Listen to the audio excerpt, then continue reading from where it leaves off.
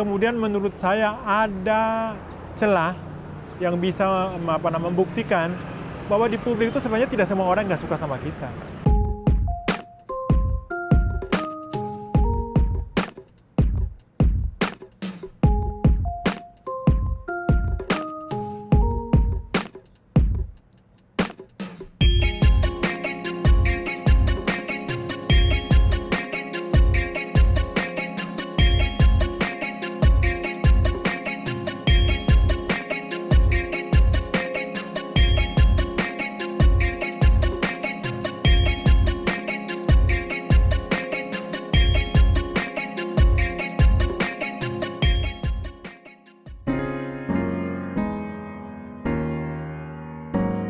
Jadi ketika belum ada istilahnya corona itu atau pandemi COVID-19 ini, situasi kehidupan transpuan ini memang sudah sangat sulit. Apalagi ditambah dengan pandemi COVID-19 itu atau corona ini. Jadi aku pikir sih dibilang double dan double lagi. Stigma juga double, terus istilahnya kesenjangan sosial juga double. Kemudian mereka yang udah juga kemudian tidak bisa mengkonsumsi makanan-makanan atau vitamin karena mereka tidak punya uang. Apalagi ditambah ruang gerak ini mereka kan terbatas. Karena dilihat bahwa istilahnya kan mereka harus kerja. Yang mereka rata-rata transpuan ini kalau nggak jadi PSK, dia jadi pengamen. Kalau nggak jadi pengamen kan mereka tuh bisa mijit keliling. Seperti kita punya persoalan juga untuk memiliki waria transpuan lansia yang ada di rumah singgah kami. Itu hampir 831 waria transpuan yang bermasalah. Yaitu kondisi umur mereka sekitar 60 tahun ke atas, sampai ada yang sekitar hampir 90 tahun. Itu mereka sudah sama sekali, istilahnya di dalam kehidupan mereka tuh sudah tidak lagi mendapat hak-hak dasar itu. Karena mereka bekerja di mana aja udah nggak bisa. Apalagi sekarang ini ada corona ini, yang paling rentan adalah orang-orang yang berumur lansia itu, yang paling rentan. Sehingga bagaimana kita lihat bahwa tidak ada corona aja mereka sudah istilahnya tertindas, apalagi dengan corona. Menurut saya dengan situasi berjalan seperti ini, kita lihat bahwa selama ini orang selalu menstigma kami, mendiskriminasi kami. Mereka menganggap bahwa kami orang-orang membawa maksiat dan sebagainya. Sehingga kita kalau hal-hal yang menyangkut masalah istilahnya tentang hukum, yaitu teman-teman mendapat penganiayaan atau dapat kekerasan, selalu kita tidak pernah digubris. Karena mereka menganggap bahwa kita ini orang-orang yang istilahnya membawa malapetaka. Tapi kita bersyukur dengan kejadiannya pada Maleka ini, kemudian menurut saya ada celah yang bisa membuktikan bahwa di publik itu sebenarnya tidak semua orang nggak suka sama kita. Buktinya banyak sekali respon dari masyarakat di sana yang kemudian membantu. Sehingga tanpa istilahnya makan waktu panjang, Maleka ini bisa kemudian ketangkap.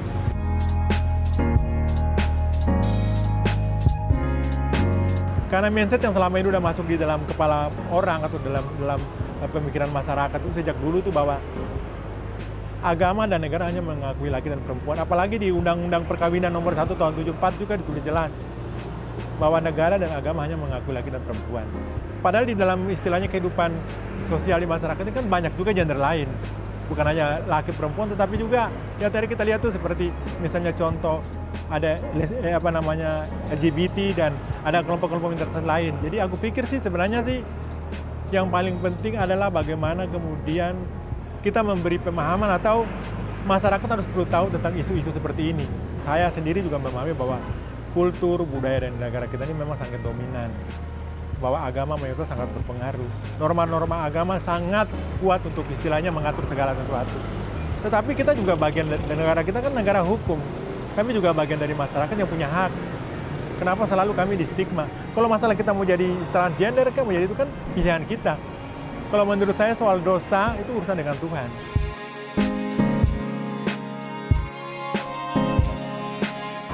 Sementara waktu ini karena persoalan kita lihat bahwa ada penekanan-penekanan yang menyangkut kehidupan mereka karena mereka lari dari rumah itu pada usia muda, sehingga mereka tidak memiliki keterampilan yang cukup atau tidak membekali intelektual yang cukup, sehingga banyak yang memilih untuk hidup itu di kota-kota besar itu dengan jalan melacurkan diri atau mereka mengamen, yang pada dasarnya bahwa teman-teman muda-muda ini ketika mereka baru dari kampung itu mereka malu. Tapi yang sudah punya pengalaman mengajar kamu minum aja obat-obat ini, pil anjing, minum aja anggur merah, nanti kamu nggak malu. Kalau seperti itu kamu bisa dapat uang. Dan ini hal yang bisa mereka lakukan untuk membantu mereka hidup. Jadi saya pikir sebenarnya sih Akar persoalannya adalah penolakan keras dari keluarga.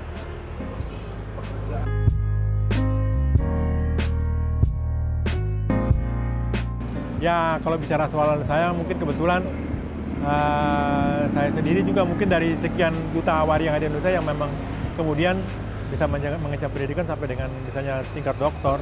Tapi itu juga tidak segampang kita bicara karena saya harus melewati proses yang cukup panjang. Karena saya hidup di jalan juga sebagai PSK kurang lebih 20 tahun. Saya hidup di jalan menjadi PSK yang notabene nggak pernah laku di TL. Dan ini kehidupan inilah yang membuat sehingga karena bukan hanya stigma buruk yang saya dapati dari kalangan istilahnya masyarakat, tapi dari internal komunitas juga.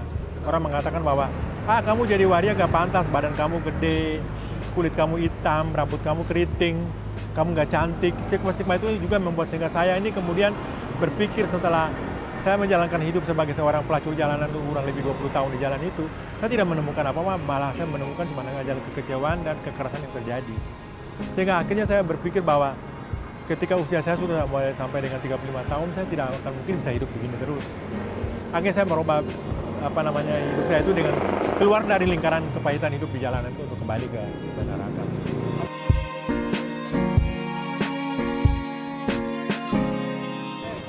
Ya, aku pikir pada waktu kenapa sampai aku memilih untuk masuk Komnas HAM, karena selama aku hidup di jalan berpuluh-puluh tahun itu kan kekerasan yang kita terjadi kepada kita. Terus misalnya contoh stigma-stigma buruk terjadi kita, atau misalnya contoh ada penganiayaan terjadi kepada kelompok kami itu kalau kita lapor ke polisi tidak pernah digubris. Jadi aku berpikir kalau kita sendiri tidak menolong teman-teman kita sendiri itu siapa lagi? Makanya saya baca di salah satu surat kabar itu di Kompas bahwa ada penerimaan delegasi komisioner Komnas HAM yang tujuan itu untuk bisa memperjuangkan hak asasi manusia. Ini rasa cocok, makanya saya coba melamar di situ. Dan saya melamar di situ kebetulan bersaing dengan orang-orang normal, itu kurang lebih hampir 1.000 orang. Dan saya lolos sampai di tingkat fit and proper test itu untuk masuk ke 15 besar. Tapi ketika fit and proper test di Komisi 3 DPR saya ditolak. Karena tadi aku bilang bahwa banyak fraksi-fraksi yang mewakili di sana itu yang mengetes kita itu, mereka berpikir bahwa dengan alasan Undang-Undang Perkawinan Nomor 1 Tahun 74 bahwa negara dan agama hanya mengakui laki dan perempuan. Makanya saya kemudian tidak lolos.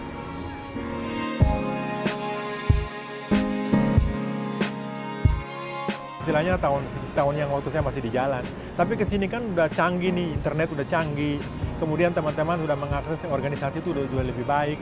Kemudian bergandengan dengan berbagai macam lembaga-lembaga advokasi itu juga cukup bagus. Sehingga aku pikir bahwa sekarang kenapa seperti itu, karena memang zaman era udah beda lagi. Jadi aku pikir sekarang ini juga pesan saya sih jangan coba-coba menganggap itu remeh. Bahwa kami sekarang udah mengerti hukum, kami udah belajar. Jadi 1-2 kata kayak Anda salah bicara kepada kami untuk menghujat kami akan memasukkan Anda ke dalam penjara.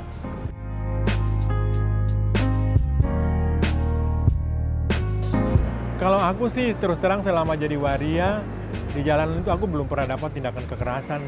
Cuman ya istilahnya pengejekan-ejekan iya. Tapi kalau orang misalnya mengatakan, bencong, lo serem banget, gitu misalnya contoh, bencong, lo itu benar, itu iya. Tetapi kalau misalnya untuk orang membuat kekerasan pemukulan terhadap saya nggak bisa, karena aku dulu beringas. Dulu waktu taman tahun 80-an, 90, aku kan termasuk preman juga. Badan aku kan dulu kan gede, keker gitu. Pernah jadi gangster juga. Jadi kalau hal-hal yang menyangkut misalnya teman-teman waria yang cantik-cantik itu persoalan bayarnya kurang atau diresain sama tamu, selalu yang hadapin saya. Jadi aku pikir sih... Yang neken kami lah ya? Iya, aku pikir sih saya masih beruntung karena saya sendiri mungkin di sisi lain jadi banci gak laku.